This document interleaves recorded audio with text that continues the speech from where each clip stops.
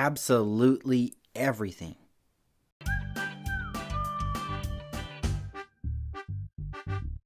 Hey guys, it's me again, Douglas, and today I want to talk to you guys about the greatest commandment that God ever gave. And in the book of Mark, chapter 12, verse 30, Jesus was asked by, one of the teachers of the law, what was the most important commandment? And Jesus said, he referenced Deuteronomy chapter 6, verse 5, but Jesus in Mark, he said, "You shall love the Lord your God with all your heart, with all your soul, with all your mind, and with all your strength." And then he said that the second is like it, and you should love your neighbor as yourself. And that's also very important. But today in this video, and also for several other videos, I want to talk about the greatest commandment here where Jesus says, love the Lord your God with all your heart, soul, mind, and strength. And so I wanted to talk to you about this passage, actually several passages, because well, it's the most important commandment. It's the greatest commandment. But I also wanted to talk to you guys about it because it's it's pretty interesting and a little tricky. So you know how Jesus said that you should love the Lord your God with all your heart, soul, mind, and strength? Well, that's what he says in Mark chapter 12, verse 30.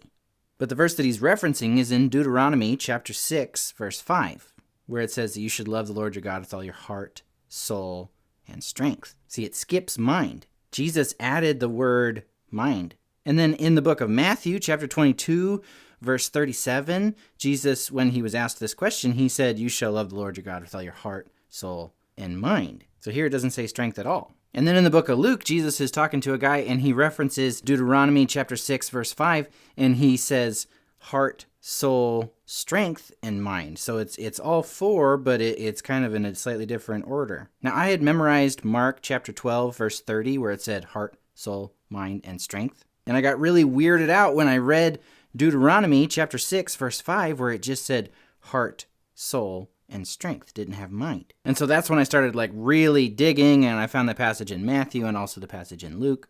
And I was trying to figure out what in the world was going on. I did a lot of research. My dad helped me look up a lot of the Greek words and the Hebrew words. And not in this video, but sometime soon I want to talk about those different words, heart, soul, mind, and strength, and what they mean. Because what those words mean in the Bible, in this passage, well, they mean something a little different from what I thought they meant. And so I want to dig into those specifically, each one at a time, but today I really want to talk about the whole thing.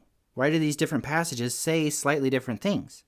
And I think one of the reasons why these passages, they differ a little bit is because a lot of these words are synonyms for each other. It's not cinnamon like a cinnamon roll, but synonyms, meaning that the words mean the same thing sometimes.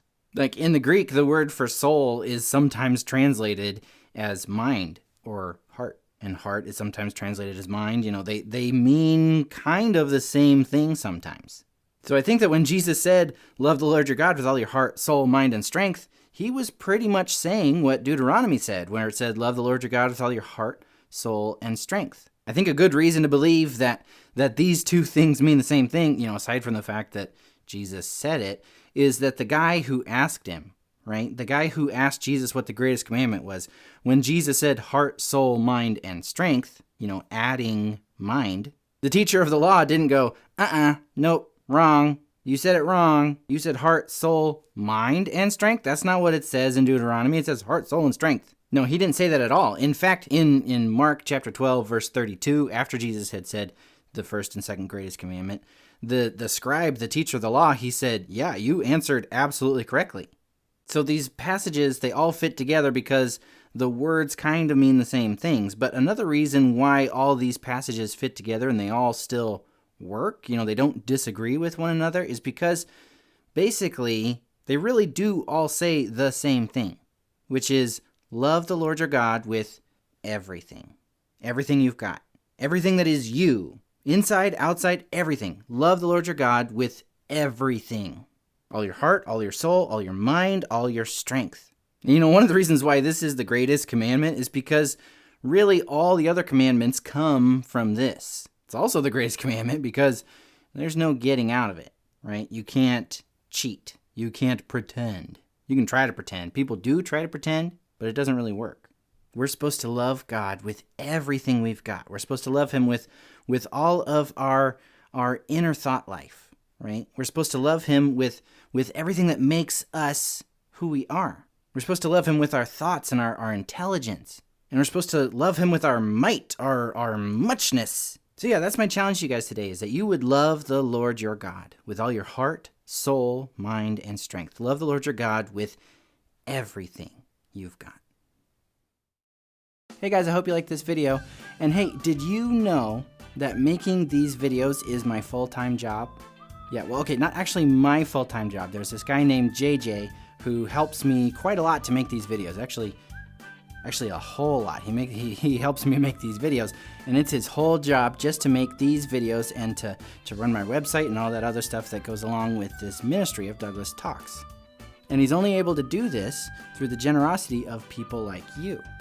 So if you would like to help support my ministry, you can go to patreon.com/DouglasTalks and support us there. You know, you can see the people with their names over here. They're scrolling up.